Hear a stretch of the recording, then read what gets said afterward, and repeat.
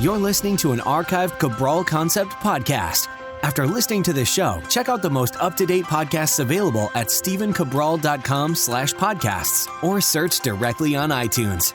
And now, welcome to the Cabral Concept, where board-certified naturopath and integrative health practitioner Dr. Stephen Cabral shares how he was diagnosed at the age of 17 with a life-altering illness and given no hope for recovery. It was only after studying and traveling all over the world did he discover how to combine ancient Ayurvedic healing practices with state-of-the-art naturopathic and functional medicine to fully rebalance the body and re-energize it with life. It's time to discover how to get well, lose weight, and finally feel alive again. And now, here's your host, Dr. Stephen Cabral.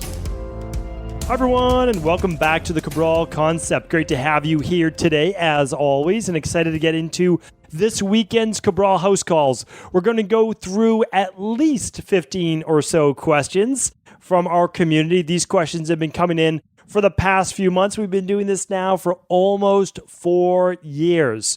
So the questions today start off from July 11th, and I'm sure we'll work through at least a couple days worth.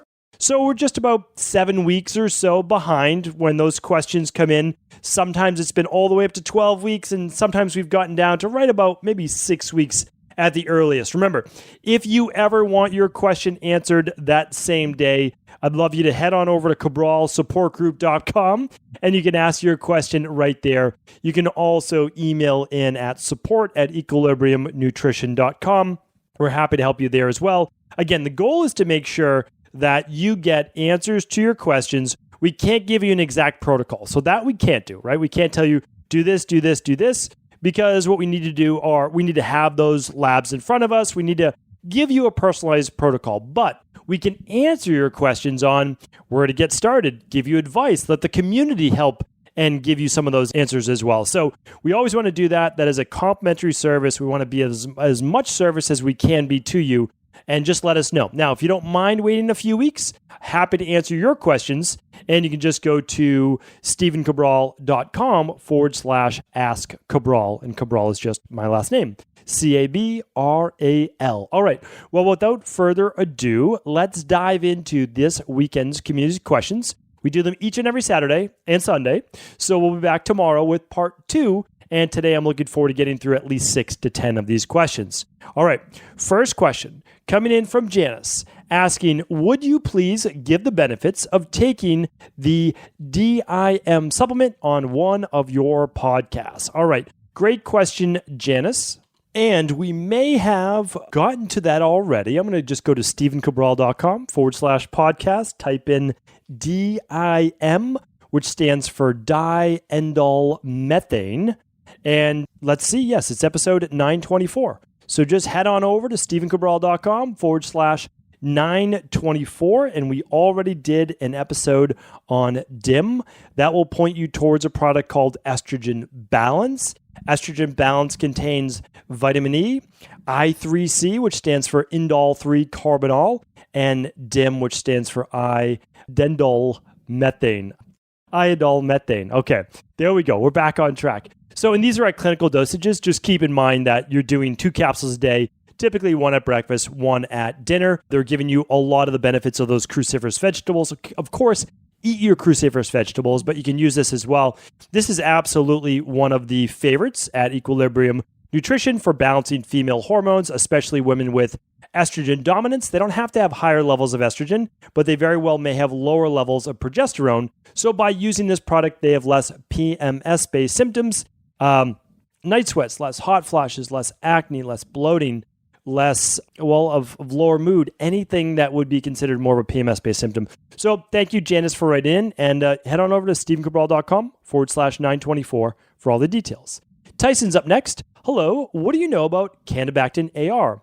I'm about 2/3 of the way through the CBO protocol in hopes of getting rid of acne on my face, chest, and back. Up to this point, I've reduced the acne, but still working on chest and back.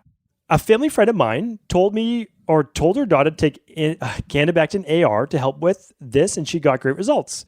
Should I wait till it's done or start now on the CBO protocol? Or should I skip trying the supplement altogether? Thank you, Tyson. Okay, so a couple things. When you're working on acne with the CBO protocol, you want to go through the CBO protocol, which is 12 weeks. And then you want to begin to seal up the gut wall so that when you do eat, or the bacteria that's naturally there is not seeping into your bloodstream. Because when it seeps in your bloodstream and the proteins get in there and the bacteria get in there, your body needs a way to eliminate them. And they can eliminate them through the skin. That's some people's go-to. And that can cause acne. So that's one of the reasons why. Now, yes, I've used Candibactin way back in the day. It is a Metagenics-based product, like the brand as well. They're another functional medicine-based company, and I support functional medicine, which means I support Metagenics as well. Keep in mind, when you're in an industry, you can't, like I see people trying to like put bad reviews on Amazon of us and all those different things from competitors. I know who they are. I can see what they're reviewing. And, for me, I just know that at the end of the day, you do good work. And, if people try to play that game, I'm not going to play in the mud like that. So again, when you are in the health industry, if you're a health practitioner of any kind, build up the industry. Don't break it down, right? So I love Thorne. I love Pure Encapsulations. I love Metagenics. It doesn't mean that I love every one of their products, but they're doing good work for the most part. Candibactin AR is similar to our GI Balance. Our GI Balance, though, has something that Candibactin doesn't have, and that's clove oil. Clove oil is one of those rare essential oils that you can use as an extract that is just absolutely phenomenal as an antifungal, and it also works on parasites as well. You'll see that this is used in our parasite protocol, but we also use it if people haven't gotten like the 99 out of 100, it works great. They don't need that. But if you need something stronger, well, it's the strongest out there. So for sure, Tyson, you can absolutely add GI Balance to your CBO protocol, one at breakfast, one at lunch, and one at dinner, and take it mid-meal, okay? By taking it mid-meal, it's going to help just make sure you have better digestion of it because it is strong and it works. So no doubt about it. It's a heavy hitter. It works great. Do feel free to add it if you'd like to. And then remember, though, you need to seal up that gut wall after the 12 weeks. Thank you for writing in. Eric is up next. Hey, Dr. Cabral, I actually have a career question for you. I'm recently out of college, just finished up with your IHP level 1 and level 2. They were fantastic. After seeing what you've done, I have to say I'd like to continue down a similar path. So I have a few questions about what your opinion is for different doctoral degrees. Financially speaking, an MD seems like a safer path, as I can always diverge into functional practice, but it seems to be longer, around 5 to 8 years. I would have to take loans out for this. It seems like a financially safer way. But the thing is, I'm definitely most interested in helping, healing others in a natural way, and I'm not sure if it's worth it to commit to the MD. Okay, looking at NDs as well, it might be a lower salary out of school. I've heard you say the ND school isn't the same from an educational standpoint. So basically my question is, if you had to do it all over again, what path would you choose? Where do you think that one would receive the best education for learning to heal others from a foundational standpoint? Does it involve leaving the US altogether? Which countries seem to be the most advanced in these methodologies? Being able to take insurance is another safe side of this. But I've also heard you mention that you choose not to be insured anyways, so you can practice the way you'd like to practice. Thank you so much in advance. Looking forward to hearing your response. All right, these are great questions. I'm actually going to be doing a whole show on this in the future, so do keep that in mind. But let me give you your answer because you did write in, and I appreciate that. You wrote in on, it looks like July 12th, Erica. Okay, so here's the thing.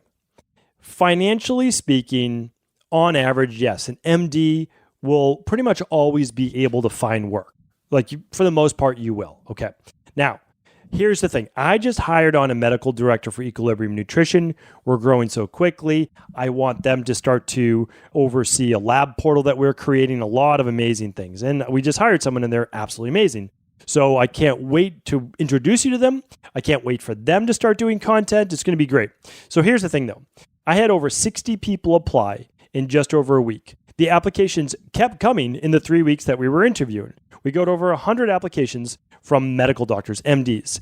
They are pretty much all jaded with their work. They don't love it. It's an assembly line. They see a new person every 15 minutes. They see oftentimes anywhere between 30 and 40 people per day. So sure, you might be starting out making $150,000 to $200,000, but what if you're so stressed all the time, you don't love your work, and after 10 years, you're like, I need to get out of this. So think about that. You spent 5 years, just like you said, to 8 years becoming a medical doctor and doing your residency.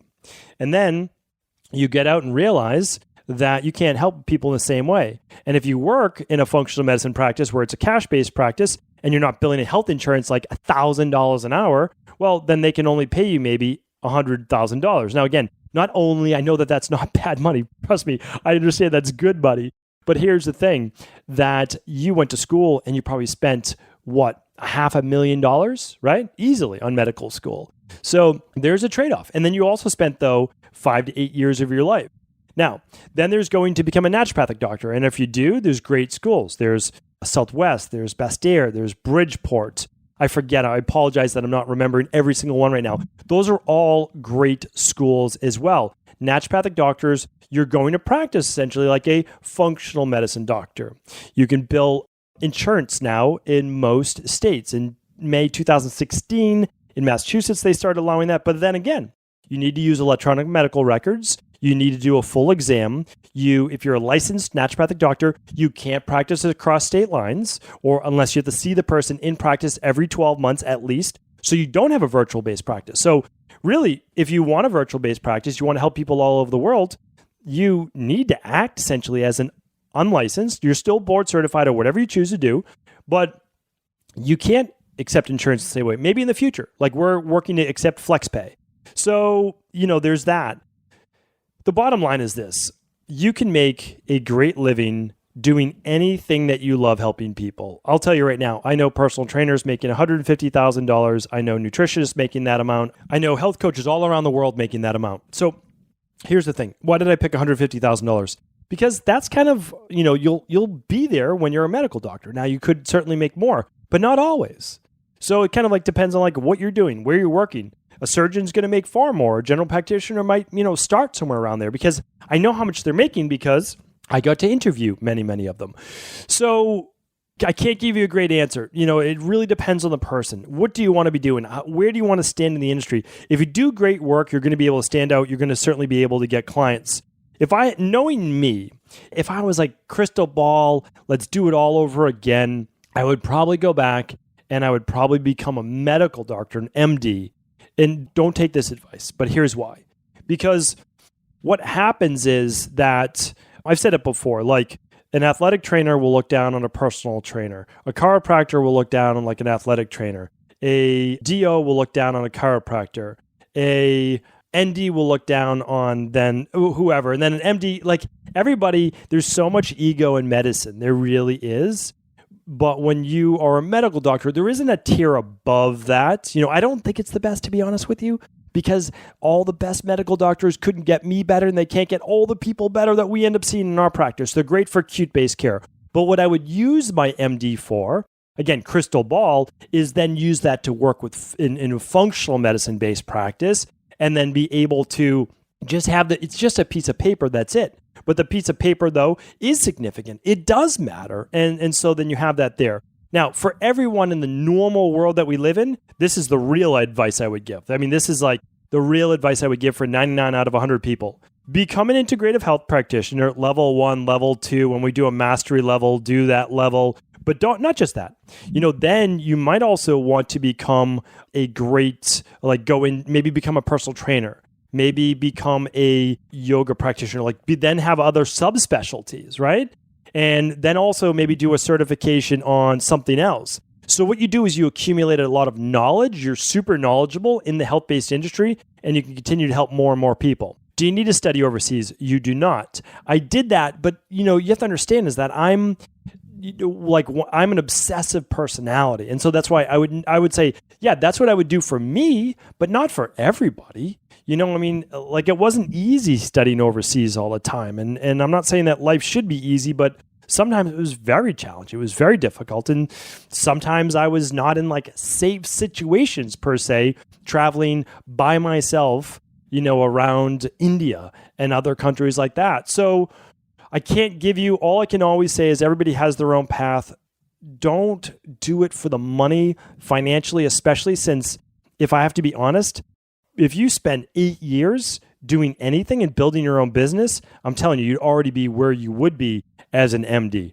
I hope that helped. I know it was all over the map, but that's my honest answer. All right. Thank you, Erica. Justin's up next. Hello, Doc. I'm one of your IHP students, and I feel beyond grateful to be a part of your community. I have a client with leukocyte disorders. Every 2 to 3 months, he wakes up at night with a fever above 103 with no other symptoms except extreme fatigue. When this happens, his conventional docs treat him with cortisone and Tylenol. He's doing the 21-day detox, eating healthy and meditation daily, 25 years old, history of cytomegalovirus, that's what I was looking for, mononucleosis. I would really love your help. Besides adrenal testing that I've already recommended, what else do you suggest? Thank you for your time and everything you do to empower people with knowledge. The world needs more Dr. Cabrals. Thank you very much, Justin. I appreciate that. And again, I just want to say a little note to that. The world does not need more Dr. Cabrals. Needs more people like Justin and Erica who just wrote in. And they need it from a health coach-based perspective. I really believe that. Get out there, teach, show people what you can do, show them you care, show them that your protocols are based on, real world practice and, get out there and do it. Reason why I said I was looking for that when you read the question, leukocyte disorders, don't think of it as a leukocyte disorder, right? That gives it a name. That gives it something that I'm a victim of this leukocyte disorder, right? This neutropenia or whatever it might be that we're looking at of why this. Well, once you said they're waking up with this fever during the middle of the night, I'm already thinking viruses. What's this virus? What is it that's going through this body? And then you mention it, right? So it's already in the back of my head. My mind's just spinning like it's got to be, it's cytomegalovirus, or it's mononucleosis, or it's Epstein-Barr virus, or it's HPV. Like there's something there.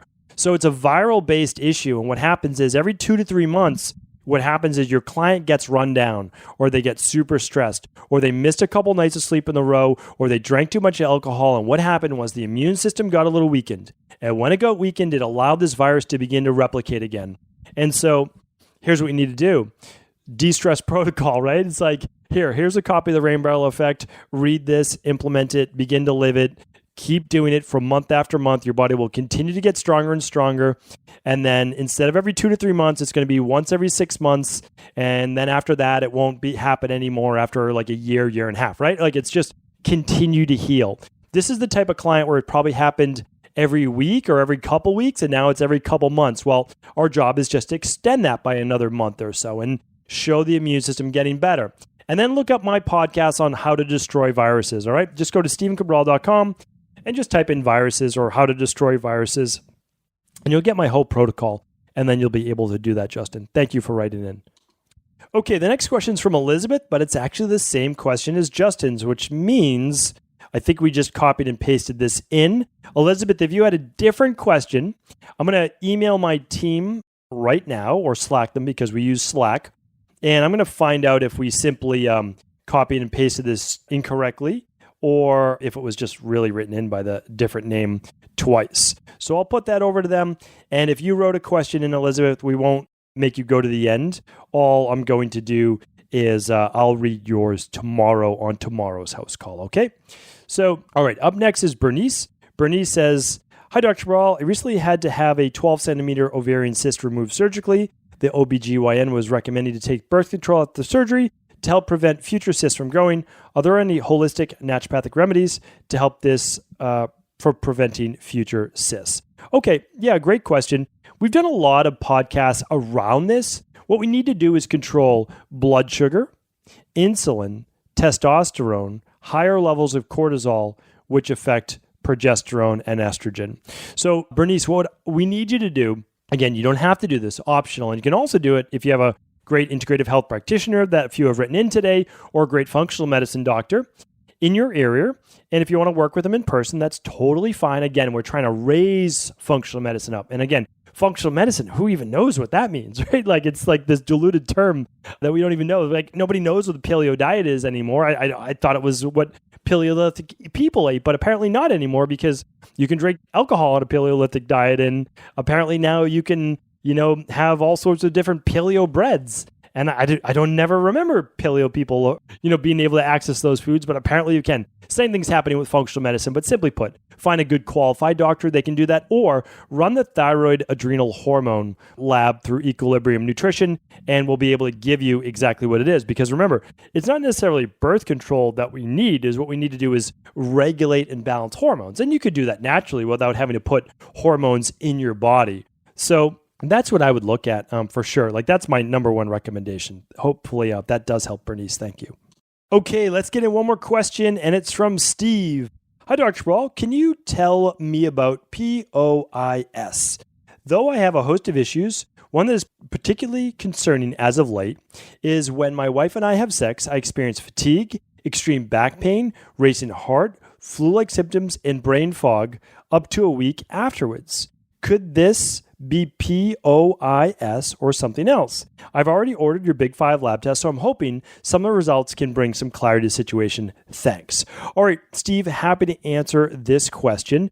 And I actually have the answer for you because this happens quite often in my practice for people that I'm working with women asking for their husbands or partners, and also from men themselves. It's called post-orgasmic illness syndrome. And again, I mean, conventional medicine is really something else, calling these syndromes and diseases and all that. And it's basically flu-like symptoms. The body gets very weak after ejaculation, essentially, by the male.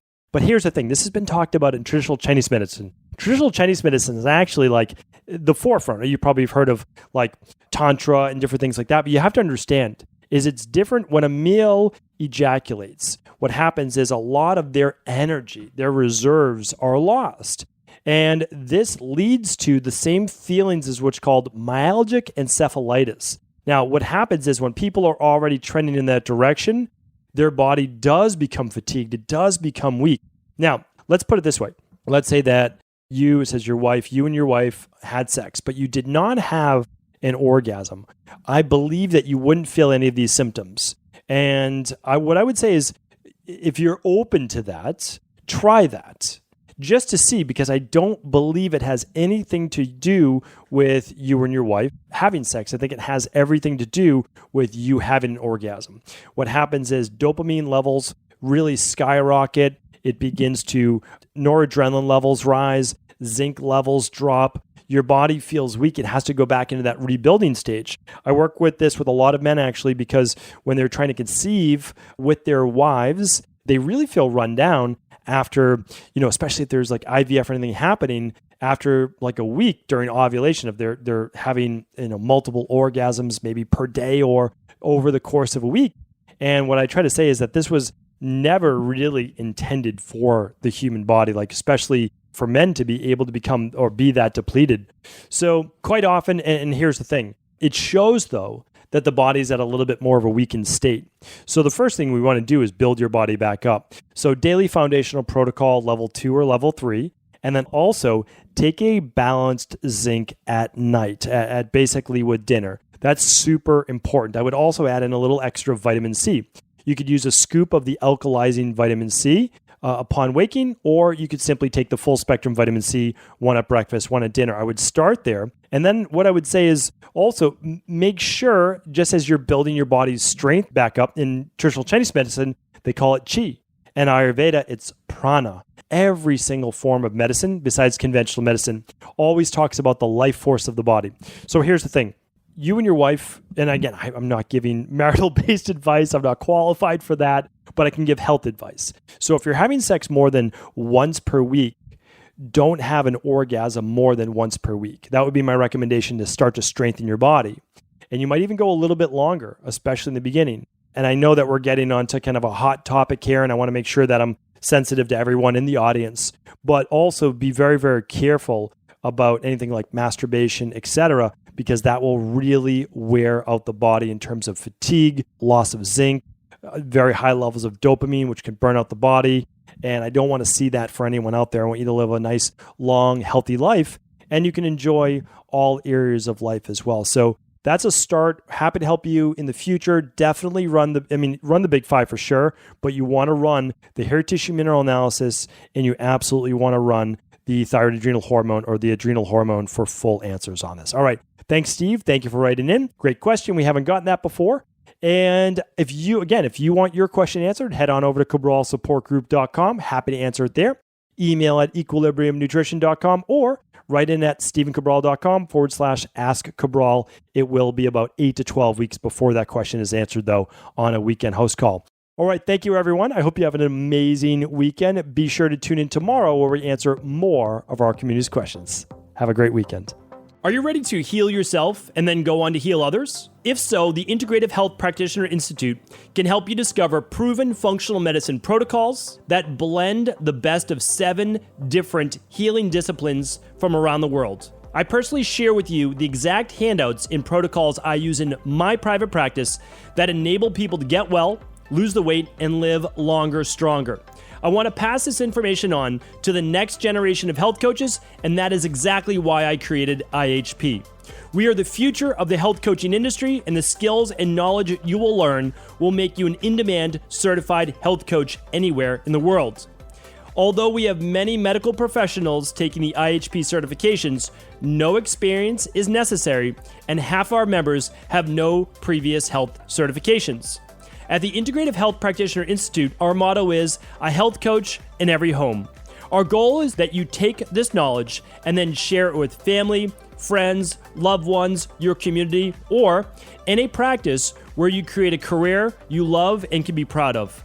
The global IHP community is filled with some of the most kind and caring people in the world, and we can't wait to welcome you into our world soon. For more information or to set up a discovery call with one of our IHP Health Coach graduates, simply head over to integrativehealthpractitioner.org.